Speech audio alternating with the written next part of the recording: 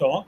I have a really good friend and an esteemed industry colleague today with me, and we'll talk about some amazing things as we get on to today.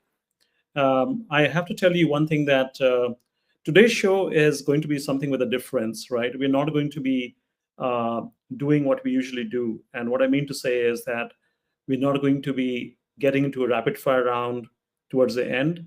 We'll actually do some rapid fire right in the beginning, and which you'll enjoy, but they will be interspersed through the entire show because Dr. Deepa, as I know her over a period of time, and you'll discover it today on the show, is someone who speaks straight from her mind. She's very honest, and she's someone who is a HR practitioner who is with a different mind. She comes with a business mind. Let me introduce Dr. Deepa Mukherjee to you for everyone who's joined on the show. And thank you again for joining the Seintiv Talk. As you know, we have been doing this for multiple episodes over the years. And what we do here is to come together with views and points which might be of interest to you, but more importantly, have a very honest conversation, like a living room conversation, so that you can enjoy it and ask your questions too. So we are talking to Dr. Deepa Mukherjee. Deepa, she's a seasoned HR leader, very rare, turned academic, currently a professor of strategic HRM and OB at MIT University. She's over 30 years of global experience. And she's served as a chief people officer and a global head of talent management at leading multinationals. I've had the fortunate chance of working with her on one of them for a project we are collaborating together. And I found her to be very thorough and extremely articulate with the business understanding as well. She's a certified HR director, neuroscience practitioner, an author, which we're going to touch on today a lot. And you would have, please, if you go to the Seintiv page post later or right now, you will see her book cover is already there. It's called At the Edge of Tomorrow. And Edge of Tomorrow is all about, it's a very perfectly aptly put title because it's about not just AI the way we think about it. Like I said if you heard me in one of my earlier adverts, it's not about talking about everything which you hear on AI these days in every channel, every LinkedIn post, and every Instagram reel, and so on and so forth. But this is about how does it bring an evolution in us as a leadership race, as a human capital race, as our workplace, and so on and so forth. So we're going to touch on a bunch of topics. Dr. Deepa is a creator of CSA and ESSM frameworks. They're copyrighted. Her research spans Industry 5.0, reskilling, and ethical adoption of AI. And she's been recognized among India's top CHROs and honored globally for the contribution to people development. So, Dr. Deepa, a very warm welcome to the Seintiv Talk. Hope you're equally excited as I am to see you here. Absolutely. Thank you so much, Ashutosh, for having me here with you. Good afternoon to you, and good morning, good afternoon, good evening to all the listeners with us here today. I must say, you're doing a great service to all of us by making us pause and reflect on pertinent topics of discussions like the one that you've chosen today. I'm really looking forward to what we're going to discuss. So, thank you so much for having me here. Thank you, Deepa. And I will promise you we're going to make it exciting, but at the same time, I'll surprise you sometimes with some questions. So don't be unhappy with me, but I'll try my best to make it funny for our audience as well.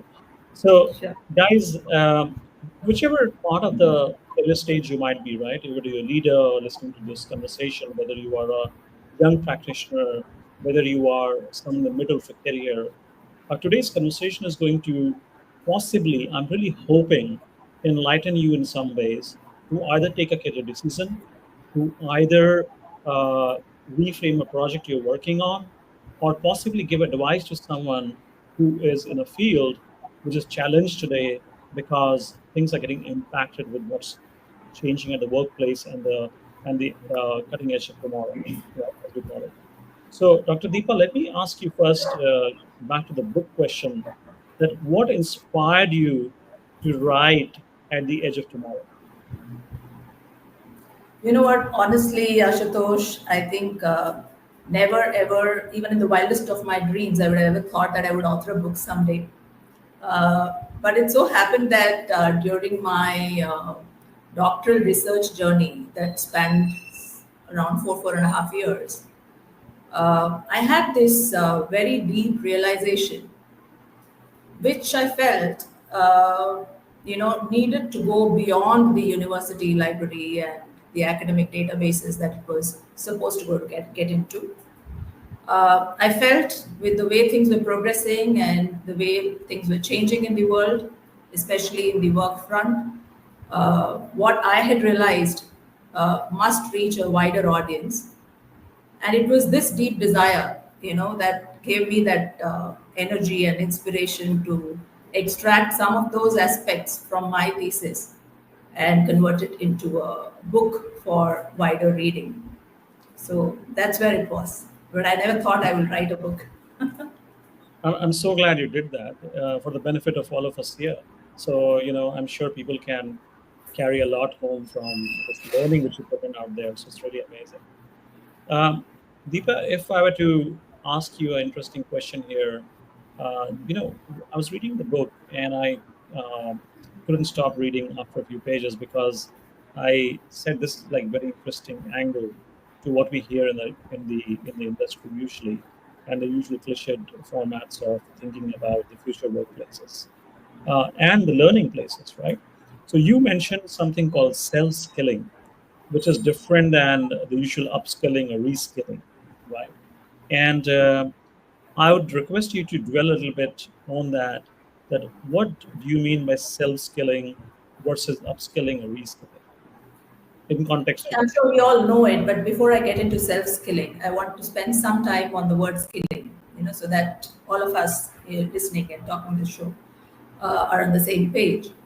So, when we say skilling, we're talking about getting ourselves ready to do a job. That's the context we are discussing skilling right now. Okay, so if I want to do a certain job, there are many tasks inside it.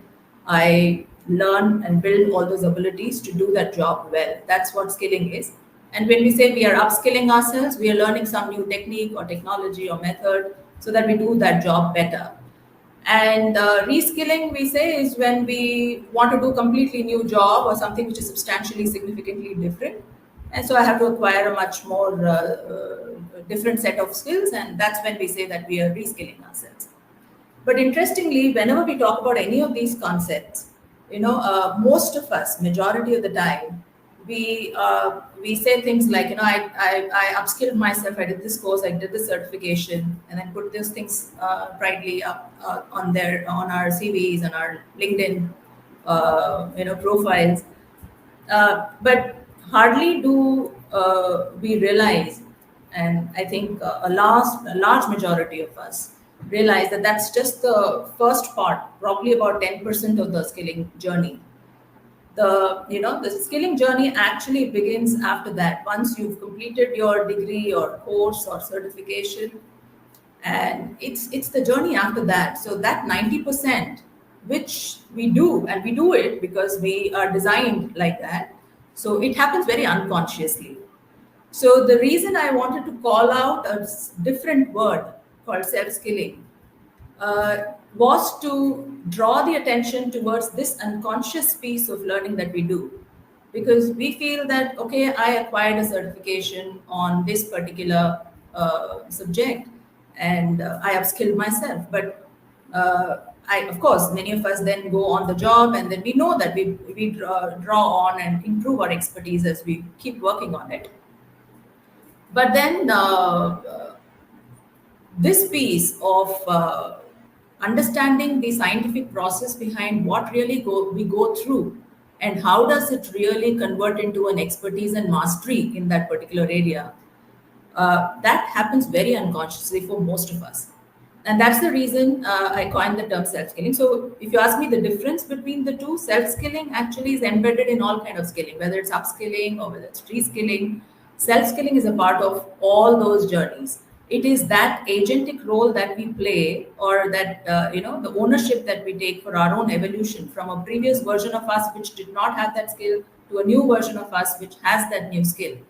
That conscious journey, if we undertake, That is what self skilling represents, and that's why I call it out separately. Very interesting. Very, very interesting. There's one on another show we were talking about with one other really good industry practitioner about the concept of hyper personalization nowadays. Where the era is of not just picking up learning in classroom or LinkedIn learning or various other forms of micro learnings which are there, which we have traditionally known to be great and they are still amazing. But also beyond that, hyper personalization has become key, right? And that is where I think self skilling fits in so beautifully. You also spoke about ESSM in your book, right? The employee self skill model. Yeah. Uh, how can I'm just I was going through it and I thought more than me trying to explain the model through the book, you might be amazing to tell our audience that how can people practically, organizations or professionals, deploy it in the workplace. So, employee self-skilling model, or ESSM, as I call it, is a model that reveals the forces that drive the self-skilling journey. So, the forces that originate from the individual, the forces that originate from the organization or the environment the individual is in, another very interesting concept of the professional identity of the individual. So, all of these three put together, they have a very significant contribution to the success of those skilling journeys, whether it's an upskilling or a reskilling journey. To the extent that it's a statistically, empirically validated tool over several thousand use cases. And it draws to saying that these put together, these factors, they determine almost 70% of the outcomes of any reskilling journey. So, if organizations and individuals are able to keep their focus on these factors, definitely they're going to see a significant improvement in the outcomes of the initiatives, whether the individual takes it or the organization takes it. That's going to be for sure. Just to elaborate a little bit on what these forces could look like, for example, when I say forces that originate from the individual himself or herself, could be things like the intrinsic passion to learn something new, or the attraction towards learning something new, or the way the person thinks of himself, perceives whether he can pick up or learn that particular skill or not, can he do that job or not. The person's, I would say, dexterity to pick up new technologies that they're coming out with. How well are they conversant with new things that they come with? Do they adapt to the technologies or not? Use of technology. Also, how a person reacts to new unknown situations which they've not dealt with before, which we call as the agility of the individual, the learning agility. All of these are kind of forces that originate from the individual. There are other forces that originate from the organization or the environment the individual is in, which could be things like how the leadership or the culture, deal with or encourage, create a learning culture in the organization. How do they design jobs? Are the jobs fully filled with repetitive and tasks, automatable tasks, or does it have enough elements of building relationships, working with other people, thinking, and critical thinking and solving problems by oneself? So all of those things is how has the organization designed the jobs? That also has a huge play in how much of self-filling abilities will the employees in that organization have. Likewise, how have they designed their performance and organization systems? For example, rewards and punishments. I don't want to call them punishments, but yeah, negative or positive reward, whatever way it is, to encourage people to learn and adapt to new situations and things. So a lot of these, for example, students, it can even apply to students. Examinations and assessments is an extrinsic motivation that comes from the environment. Now, there are some people who, just go head on and they really want to put all the efforts to make themselves do well in those assessments, and that really upskills them. Whereas others would just want to brush it off with the bare minimum that they will have to do to pass the exam. So they may not be able to acquire the best out of it. So So these are all kind of things that it talks about. And the third element on the identity, which I spoke about, the professional identity, is also very similar to the skilling piece, which I said. Most of us, stop at the stage where we say that the title, majority of us believe that, I got this title, that's my professional identity. Nowadays, we have portfolio careers and multiple identities people carry. And so I'm this and this and this and this. So I'm also an author, I'm also a professor, I'm also a consultant, whatever. So I say 100 multiple identities for myself, associate. But then the word itself, the title itself is not my professional identity. That's again only about 10% of what my professional identity is. The professional identity gets constructed every single day after I acquire that title. The way I address each professional transaction that comes my way. I think those are the things which it actually build my professional identity. So all of these elements, again, a conscious understanding and then working towards them definitely have a big role to play in how we survive in this ever-changing world nowadays. Thank you for that. And I hope people practitioners are going to take away some very important components there. So thanks for explaining that conceptually. Thank you so much, Deepa. Um, I have an interesting question to you, which is not technical here. Uh, as you grew up to be an HR professional, uh, did you want to be more of an academic person, or do you want to be a more HR administrative person? For people who are making the career, a lot of time young HR practitioners or in MBA or otherwise, they ask me that what path is really in today's world with so much politics happening in corporate, with so much going on, which direction should we take? Is it a pure corporate career, or should we move towards academic and research? What would be your and it's a very tough question I'm putting you on, Deepa, but you've probably done both, so you're the best person to respond to that. What would be your answer to that? So, okay, so whether should I be a practitioner or a researcher and academician is what you're saying? For young folks who are seeking advice, yes. See, I get to realize that if you have to be an academician, it's always good to be a practitioner after your education's over. And, because once you see things happening really, you draw in a lot of learnings from there. And then you get back to, further your understanding on those areas, then you are able to contribute much beyond. So, my personal opinion, I think both are equally important because you need to have someone working on, you know, increasing the body of language so that the knowledge management in the world continues to happen. So that's what the academic world really does. They keep looking at things more closely, trying and understanding, and then converting it to credible sources of knowledge for everyone to learn from. And at the same time, the real world is where the practice is happening, where the economy is really thriving. So you can't have everybody only generating knowledge. You need to have people who earn money as well. So both That's are important. So it's a personal choice. But if it is academics, definitely after you do some practice is what will be best. Because directly just getting into that might have some advantage, but you need to be seeing the real world also to some extent. That's a really balanced answer, and I couldn't have answered it better. That's really, really nice. And I hope folks who, because I hear that a lot, I'm sure you have that in your mind.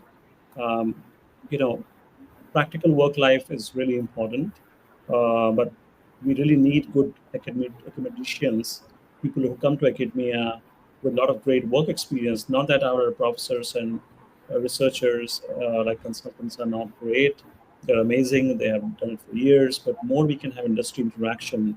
The pragmatism of industry is going to seep into the academia and make things even much more richer for the people and the crops coming out in the future from the Gen Alphas and so on and so forth. So thank you again, Dr. Deepa. What surprised you most, during the research, about future work or skill disruption? Were there any aha moments where you felt that, wow, like I didn't Oh expect yeah, this? very much, very much, and I'm thankful to you that you're asking me. And that was actually also the trigger why I wrote the book on self skilling, because I felt that we've spent kind of decades probably training those machines and telling them how humans learn, creating artificial neural networks to the extent that now they can mimic us like anything. And we are struggling in figuring out how we will survive in the AI era. But we never bothered to teach our own community how we learn, except for those people. See, in school and in education system, till about the fifth grade or the eighth grade, all of us learn some foundational basic things, the language, the basic mathematical abilities, some amount of science, some amount of social science, some moral values, ethics. All of that is getting taught. And then after that, we all branch out into the areas that we really want to spend time in. So, except for the few who are focusing on areas like psychology or human resource management, or people like us who are in this space, maybe the rest really don't pay attention to this aspect of how we really learn. And we've trained the machines, but we never trained ourselves.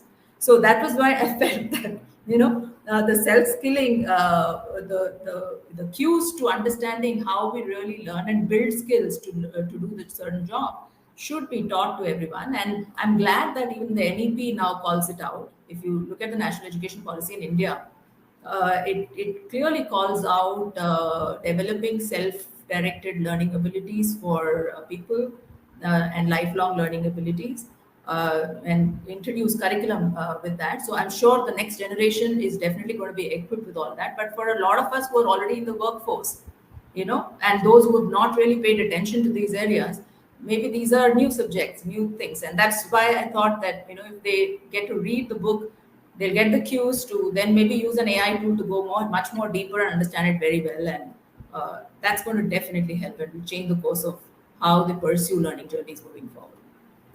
No, I totally get it. Like how and how difficult it would have been for you to even bring it into the book, because you know disrupt it can be disruptive, definitely when you look at it, but when you start putting it together, it's very hard to put something like that into words which can be easily understood by people within a book. So thank you for doing that. Let's shift our conversation, Deepa, in the interest of time, into something very topical and interesting, and about AI and the future of careers, as they call it. Uh, Lots going on out there. People often have, children not coming out of colleges, sometimes confused, not finding jobs, sometimes, not sure where are they heading to. Uh, and then there are a lot of young practitioner professionals who I meet in corporates and businesses, where in the industry, who seem to be worried about what is going to. They've heard parts of it. Someone says sometimes it's a captain of a large tech company coming on the saying that okay, so many jobs are going to be displaced. This is going to happen. That's going to happen, and it's a bit of an interesting thing, right? Uh, it goes from being nervous about it to being outright ignorant about it, that what's going on, right? And we recently heard about how one of the largest companies in the business of logistics replaced most of its workforce through agentic robots and things like that, right? So both inside the systems and in physical shape. So with AI advancing fast, we're heading towards mass job displacement, or is it an evolution of job? What do you think really is going on here? And I would like you to touch upon the guys in the 50s, the guys in the 30s, and also the youngsters who are just coming out of college. I think both are happening, Ashutosh. I can see both happening, and nobody really knows the answer to the extent that I can figure out. I can't really say which one it is, but we can right now see both happening. We can see job displacements happening. We can see some getting redundant, some jobs getting displaced fully, and a number of new jobs also coming through. But what is definitely happening is all the jobs are evolving. 100% of the jobs are evolving, because of these technologies, the way they were designed at one point in time. I think there is a mass job redesigning that is on the way, and it will happen once AI adoption is fully there. It's growing at the scale at which it's growing. We can see that it's going to happen anytime soon. And at that time, there's going to be a lot of OT work that practitioners like HR practitioners will be doing, where we will have to redesign all of those jobs, even those which are existing and they survive. So there will be the expectations from the job, the way the way it needs to be done, the responsibilities, all of that might change. The goals, all of that is going to likely to be changed. So I think that's true for all jobs. But if you ask me whether some will get displaced, looks like, because we are seeing some of these happening, and absolutely new jobs also coming our way. So, irrespective of the age group, I think for the youngsters, it will be good to be informed about the newer areas that are coming our way. Like sustainability. You have green jobs are a big uh, area that's coming up. AI itself, till the time it takes its shape, we need a lot of AI engineers and people who can actually develop AI models for solving many kind of problems across sectors that's going to be there. So within that area, I think we are shifting. We had a information era or knowledge era that was going on. Before that, we had the industrial era, and then we had the knowledge era. So from blue collared to white collared jobs, maybe there's another collared jobs that's going to emerge, which is probably the yellow collared jobs. Maybe we can yellow or saffron, something which is to do more with ethics, more with emotions, more with empathy for everybody in the planet. So that's why we can see that happening already. Just focus on sustainability, the United Nations goals, and several jobs emerging from those areas. So not to be afraid of those new areas, because they are emerging, but they will grow. Uh, if you go the traditional way, of course, that's some of them we may not have as many people or as many job roles, because lesser number of people may be able to do the same kind of jobs, because technology is going to take up a lot of those repetitive and maybe the ones, even with agentic AI, you can actually do a lot more than what automation did, thinking and all of that. So we will need lesser manpower there, but we will need more manpower in newer areas. And I even the reason I feel at the edge of tomorrow is beyond the AI era. The AI era is probably happening right now, but we are thinking of a world beyond that. And beyond that is probably we'll discover the true human. So we made our lives better from the industrial era. We made it simpler, easier. Then with the knowledge era, we made it even more simpler, easier, and we kept doing that. And that's what AI is making it the most simplest life we can. But I think we will make more happier planet after we get into the next era. What we call it, we don't know. It could be, but something to do with emotions, empathy, ethics. The good for all. So a better world, definitely, and maybe yellow or saffron colored jobs, just like we had white colored. So, So Deepa, you touched on two very, very important things. One is, if I look at it, it's really made me think. When you said mass job redesign, right? I think that's probably emerging like a career in itself, a career shape in itself in the modern way, not in the way of the traditional known job architecture or job evaluation or design as we know it from the past, but in a very, very different way, a very different skilling required for that. And that's a career a lot of HR practitioners can think about taking on. That's one side. And I think businesses need to start thinking about this very honestly and open, right? yeah, Um, what happens is, as Seintiv, as a someone who runs Seintiv, when I go to meet CEOs, board members, or other folks, or partners, businesses, they often think about that. Okay, why is this person not succeeding in the job? Because we hired this person, him or her, to the job, right? But sometimes, the conversation in the boardroom goes to the point that we hired the person for the job, but the job description itself has changed, right? So in the last 10 years, 15 years, forget 30 years, even in the last 5 to 7 years, the job description has gone through a massive change.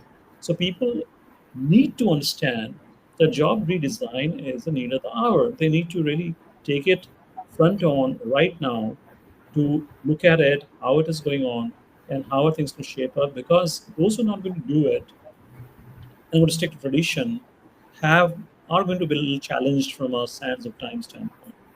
The second thing which you said, I hope everyone noticed, and I want to just underscore that a few times, like put a few lines under that. That's such a beautiful thing you said, and I forgot to touch upon it when I introduced you. The edge of tomorrow in the book is not about AI. A lot of people might confuse that this is about AI. AI is happening. It's not coming. It is happening now, right? Yeah. So it is about the world which after AI, the wave, like Alvin Toffler said, the first wave, second wave, third wave. So the wave after AI, the world of future, which Deepa touched on, guys, that's what we're talking about. Imagine that world. What will it be? AI is going to be something which wouldn't become the world. Please understand, AI is here happening now. But what is happening after the world when AI has shifted the world a few miles left or right, and done what needs to be done, and it's part of everyday life? What is that world? Which bounds on highly on different kinds of ethics, which bounds on happiness and well-being, probably being. And we see that in sci-fi movies. If you really go and you see that some of these movies, where I remember where you talk about like everyone is living two lives. One is a very happy life, other is a very nerdy life, and things like that. But that is real. That's coming. Sometimes sci-fi speak the truth. Like Isaac Asimov, someone I followed for long, and a lot of things are coming true. So, Deepa, thank you for bringing that up, and I really appreciate it. We have a lot of questions coming up on the channel right now, I see, and my team is also pinging me on the side. Thank you, everyone. Keep bringing your questions up. We're going to address your questions shortly after we move to a different section. But uh, do not hesitate to ask anything which comes to your mind. I have Dr. Deepa captured here today in the studio, and she will respond to all of them now, or she and I will definitely get back to you after the show. So please bring them on. Please do. Um, Deepa, one thing which is going on is that, uh, when we touched upon now, along with the displacement and everything happening, uh, career decisions and opportunities at workplace are kind of polling to each other, right? And there are new opportunities emerging. And you touched upon that briefly about sustainable careers and other things. Uh, from a model standpoint, if I am this guy who is in 5 years down my career, 10 years down my career, just starting my career. And I want to rethink my career for a moment. I want to think that, okay, what am I doing? I'm self talking to myself and thinking that what am I doing here in my career? Am I happy? Am I doing the right thing? I just did something in the last 10 years. And just because someone told me to, or I thought that's the right thing to do, what should be a decision framework to arrive on that opportunity which AI is going to leave us with? So I think the core has to come from whether I am happy doing what I am doing, first of all. If I'm very happy, then second question should be uh, what I am doing, is it going to be there in the new world? So a self analysis of the job. So, in fact, I touch upon this in my book where I say the job design can be tested by the individual himself or herself as well. Very Yes. simply to see, how much of people interaction do I have in my job? How much of thinking and cognitive work do I do, which is where I have to take a decision. Uh, and it's not purely something that is driven by a set of instructions that needs to be followed and do things. You know, those are all elements that I can examine in my job, and that will tell me very clearly, uh, how much is the shelf life of my skills. So my current job, but if I have a lot of our skills are transversal, okay, so they will all go into the new job that I take up. But every person's job must have a lot of elements of people interaction, decision making, autonomy should be there. If that's there, then those skills, they go into any new job that you pick up. Tomorrow, if you decide to change your path, those skills will come handy even in there. But the core technical skills that you need for doing a particular job, that obviously varies and changes. So to answer your question on, if I have to, at the time, at any point in time in my career, uh, see what do I do, and I'm rethinking whether I'm doing the right thing or not, is to start with a self-assessment and analysis of, uh, first of all, of course, your own satisfaction level of where you are, and then looking at, even if I'm satisfied, whether this is going to be there or not. If it's not going to be there, just satisfaction is not going to be enough. You will have to rediscover yourself. But that's a starting point, and then from there, obviously, AI itself is a very good tool, and which you can use to figure out the various options where you can pivot to. A lot of there are a family of careers that go alongside, and they have a lot of match in skills.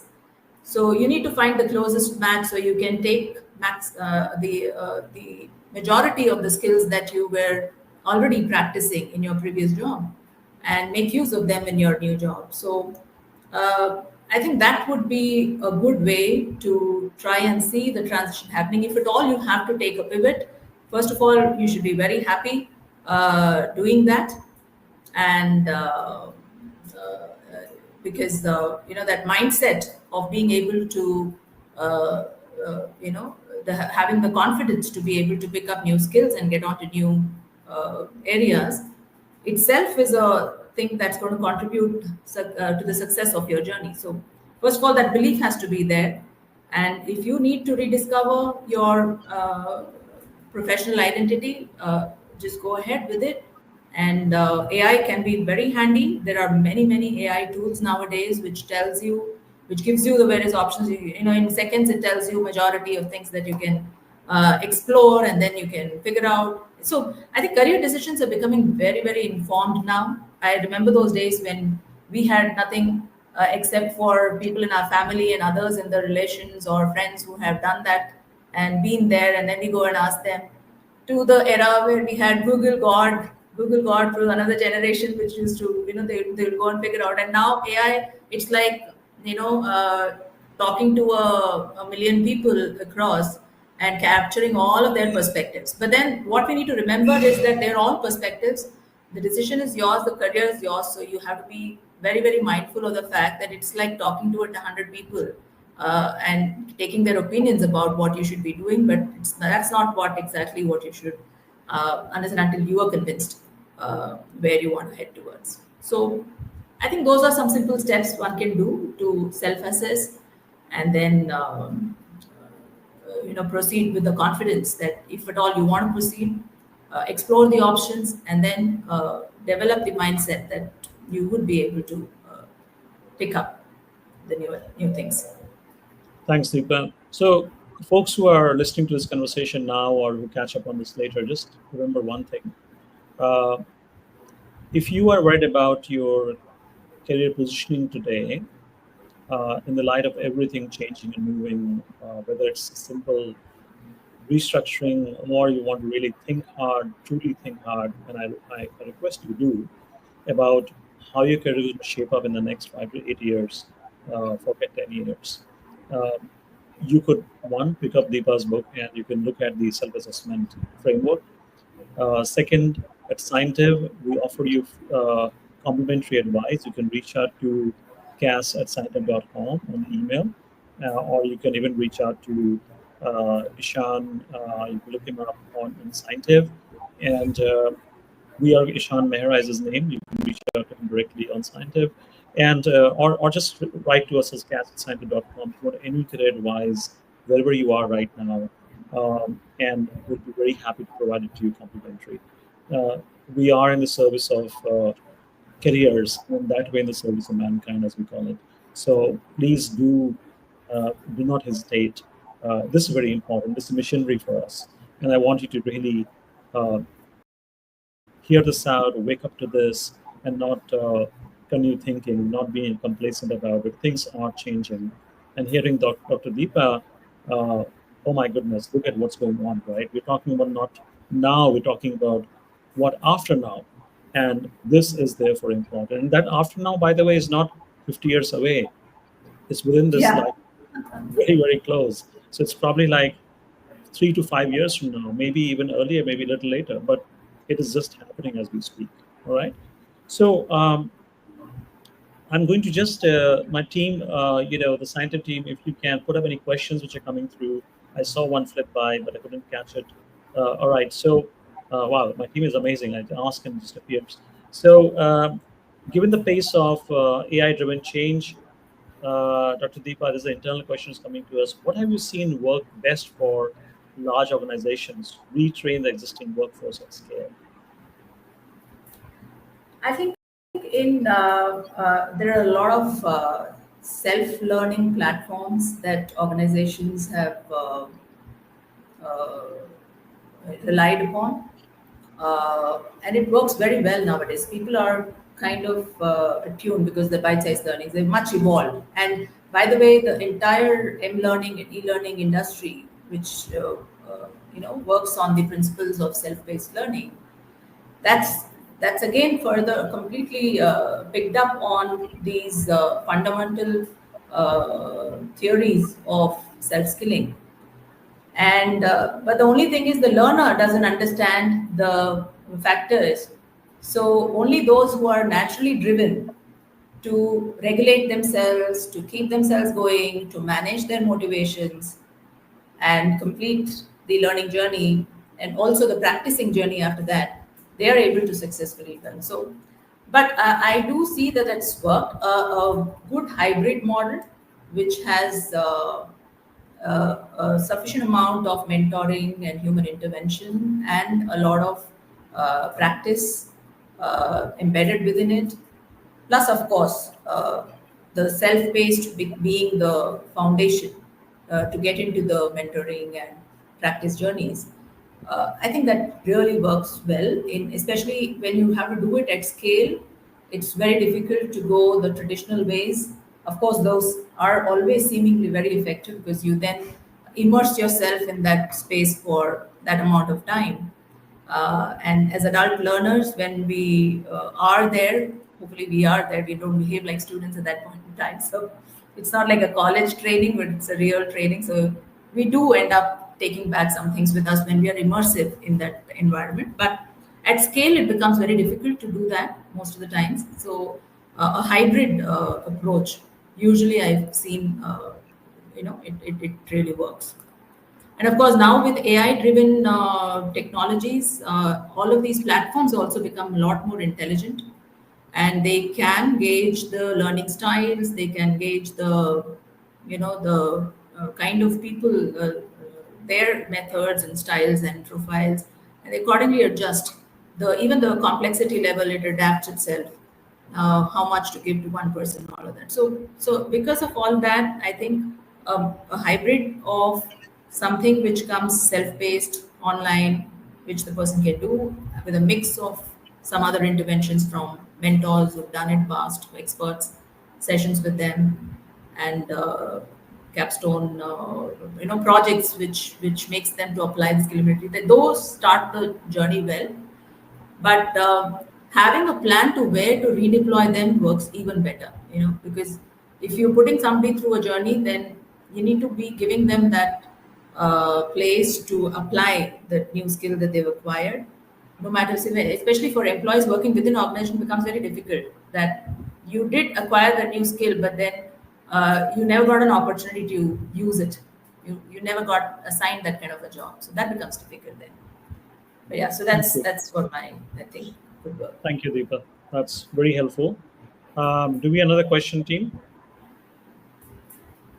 Ama Kotbi has a very good question. Asma Kotbi, sorry. Thank you for insights on learning trends. How do you see AI being integrated into our current learning and development strategy, especially in areas like personalized learning paths or automating training workflows? Very, very good question, Asma, I must say. Yeah, so I think personalized learning paths. I just spoke about it. AI has a big role to play. There are many use cases that can be developed and I don't know how much of progress has happened there because AI right now there are many small products, there are many organizations are working on solving different kind of problems. So it's emerging, it's emergent or emerging, whatever you can call it. But so the lots that's coming through, maybe there are already products as I speak, but things like where you can predict the outcome of the individual's learning initiatives. So suppose if I start, it should be able to say, it should be able to predict my journey and how fruitful that's going to be based on my profile, my learning journeys that I've done in the past. So when you have such kind of intelligence inbuilt within the learning platforms and LMSs that we're using, uh, I think it becomes hyper personalized, as you correctly said, not just by my learning style or by my personality, or which it has been able to gauge through and the job profile that I'm into, but also based on that, it's able to, in my past learning history that it maintains, if it's able to gauge, for example, Ashutosh is going to take so long to do this, whereas Deepa is going to take so long to do this, and so on and so forth. And the special inputs that I might require might be different from what you will require. My gaps could be very different from yours. So I think, yeah, hyper personalization, I very much see AI integration has a big role that it can play. Thank you, Deepa. And Asman, to add to Deepa's point, in fact, we just implemented something recently at a client with a lot of hyper personalized AI, agentic AI run LMS implementations. We have our own product on that. And to let you know, one of the things we recently did was see, just touching on Deepa's point, she said something amazing. Everyone has their own learning pace, right? We know that as learning professionals or HR practitioners or business professionals. And no one can, my learning journey will be different than yours. And the pace and the gaps are very different for every human. So what AI does is able to therefore, especially if you're able to deploy the agentic side of it, what we did, and I'm giving you the user case here, what we did in a tool to add to Deepa's point, our tool actually, put it on top of the existing ERP module or learning module which was there in the organization, and it was able to intelligently the word there is intelligently, and Deepak spoke about that. It has to be intelligent. Intelligently gauge the learning needs of every uh, employee or every person who's part of the organization around what are the learning needs and how it needs to accordingly customize and provide that hyper personalized learning roadmap to each one of them and come up with a reminder on that. So, happy to discuss that more with you if you have a question on the sidebar. But thank you for asking. That's a very intelligent question, Asma. Thank you so much. Team, do you have any more questions coming? How can organizations ensure that AI supports inclusive career rather than replacing human potential? That's a very interesting question, Deepa. Wonderful question, actually. AI supports inclusive career growth rather than replacing human potential. Absolutely. So it's like we say, uh, having AI tools for career management, not just doing the task that we do. So right now, a lot of generative AI and the tools that we're using is for jobs and tasks. Like you have recruitment. AI is built into in HR space, for example. We have tools that can help you scan through CVs, find the right people. You have tools that can AIs can do interviews and give you the basic checks and see the suitability of the candidate. A lot of other things are happening. Uh, that is more to do with increasing the performance or productivity in a particular job, which is what is replacing human potential.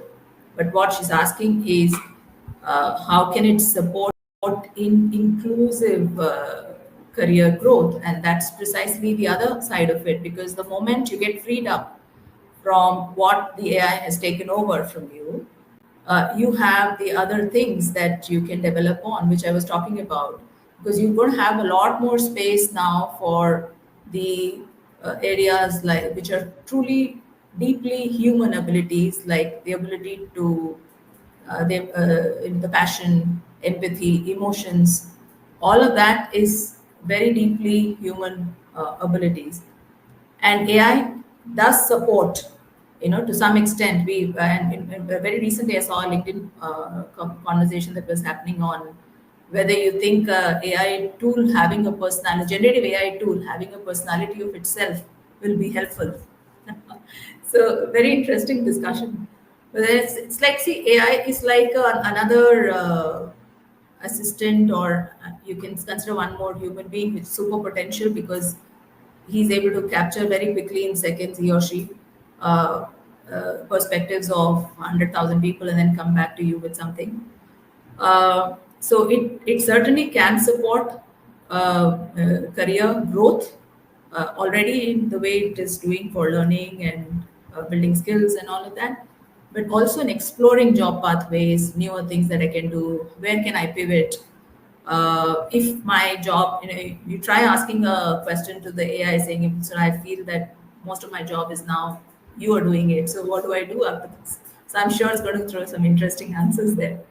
But it definitely can be like another, and that's why I think I have, Ashutosh, you use the word career coach. Can AI be my next career coach? Yeah, it can actually ask you a lot of questions and make you think and reflect.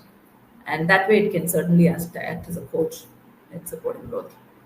Very nicely put, Deepa. And in fact, Shipra, Deepa summed it beautifully, and that's a very intelligent question you asked there.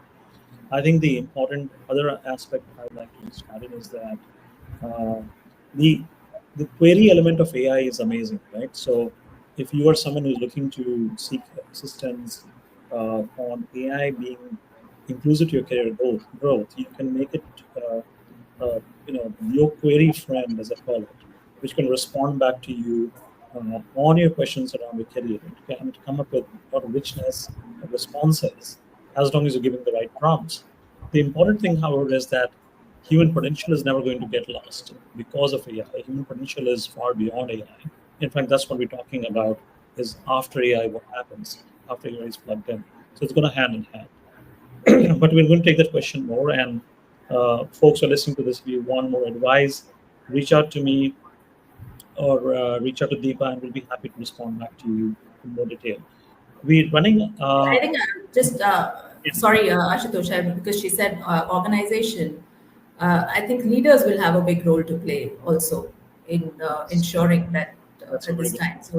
So, leaders, the expectations from leaders will slightly change, because they will have to look at preserving the dignity of the humans when all this transition is happening.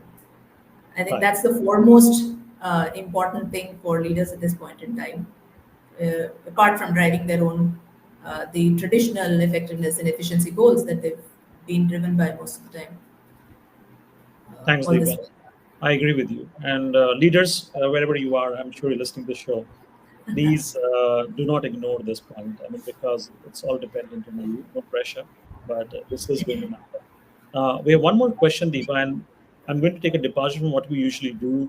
I am going to, on this time, go slightly over our usual 10 minutes because this is so interesting, and I hope you can give us another 5 minutes to go on with some interesting rapid fire about you after this. So, how is AI currently influencing leadership decision making in talent management? I think we touched upon it Yeah. in a way already.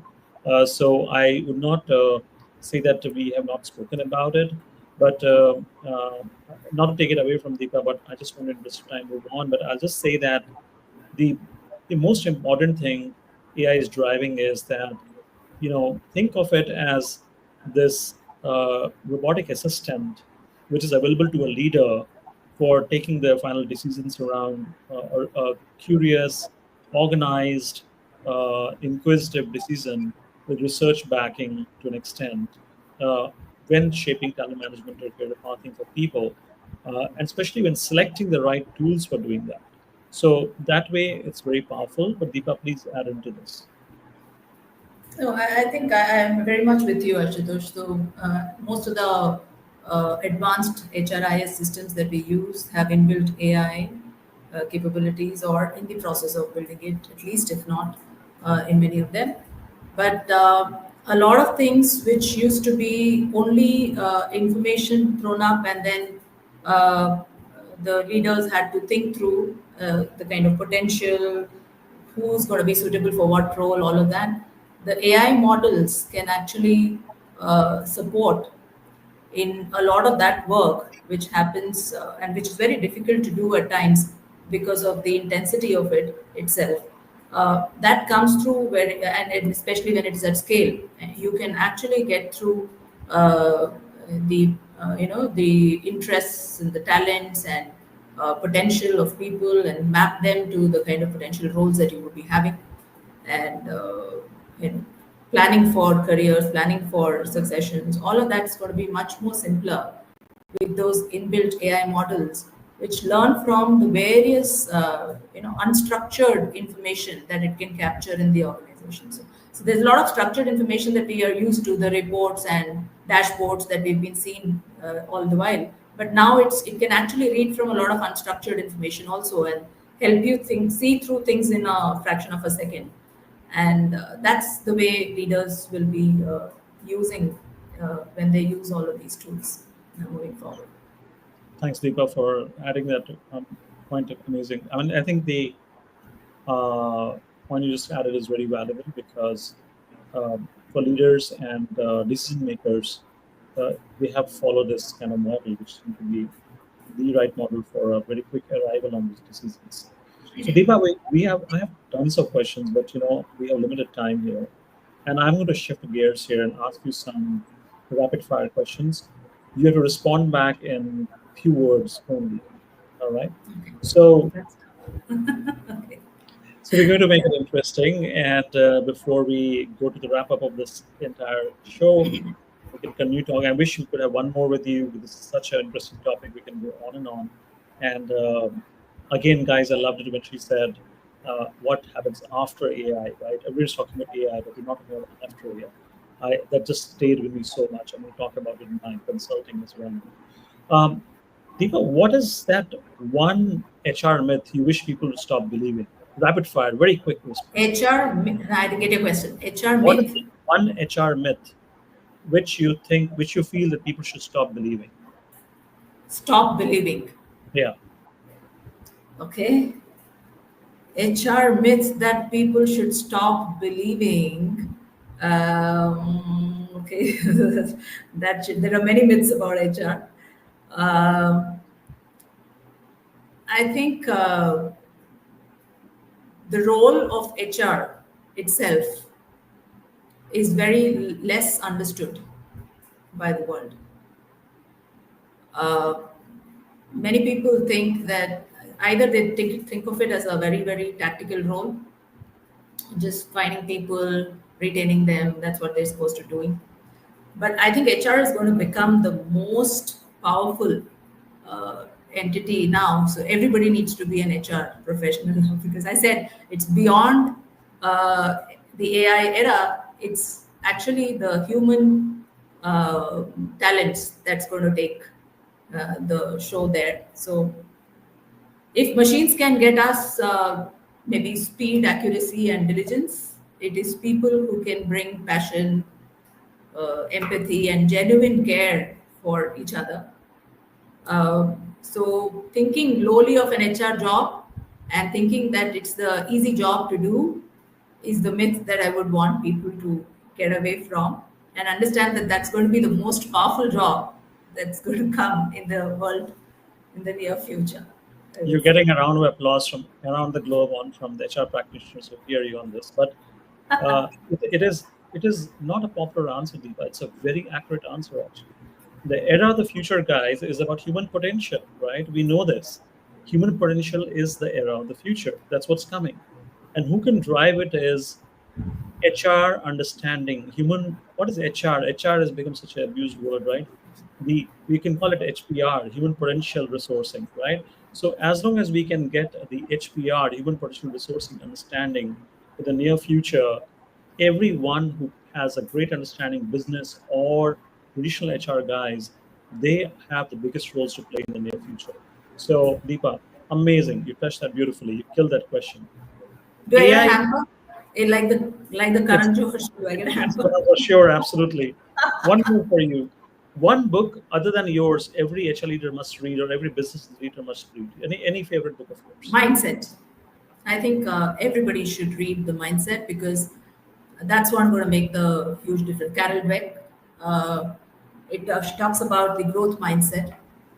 I think if we are able to build that and develop that ability to think of nothing is impossible after that. She talks about this concept of everything is only not possible yet. And the magical word yet is what she insists on in that book. And it says that it's only till now that I do not know this or I can't do this, but it can be done as long as I decide to go ahead with it. So I would say it's a must read for everybody. Thanks, Deepa. That's a great book, everyone. So I second that completely. Two more questions to go, Deepa. One very personal and then one business. So, guys, I had a interesting time, interesting moment when I had the pleasure of being part of a set up a workshop where Deepa was collaborating and was an amazing leader. And then we happened to have some lunch together, where I learned that we have something in common, which is a big sweet tooth. So, Deepa, if that sweet tooth is still there, if you still like Ah, yeah. sweet, what would be your most favorite food on the side of sweet right now? A very different question for you. My sweet, Hmm. favorite sweets. Hmm. Well, that's an Indian sweet. It's called gulab jamun. It's my favorite. But I'm mostly seen eating papayas. Otherwise, I don't eat sweets, but I like gulab jamuns very much. That's why that was a trick For question. the people in India, they must know very well what it is. I think people in India and where I'm right now, Middle East, Dubai, gulab jamun is well known. People Yeah. love it. Or here, there's a different version of the shahi toast which people love as well. But I have seen you being on salad and fruits a Yeah. lot. So I thought that could be a trick question for you. Um, my last question, which is a rapid fire again, is what keeps you inspired after 3 decades of working through business? And you seem to be so fresh, energized into academia, bringing a new flavor to the industry. And my kudos to you, Deepa. What is that which keeps you inspired? Learning. I think I get driven by learning something new.